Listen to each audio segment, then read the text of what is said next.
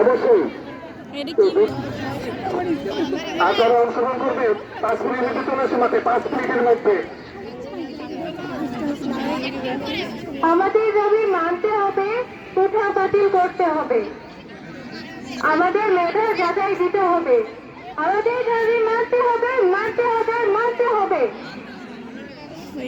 ভাই, আমার ভাই কোথায়?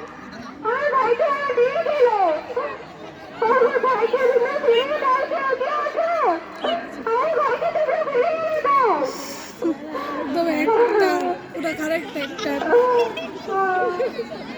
আমার ভাই কোথায়?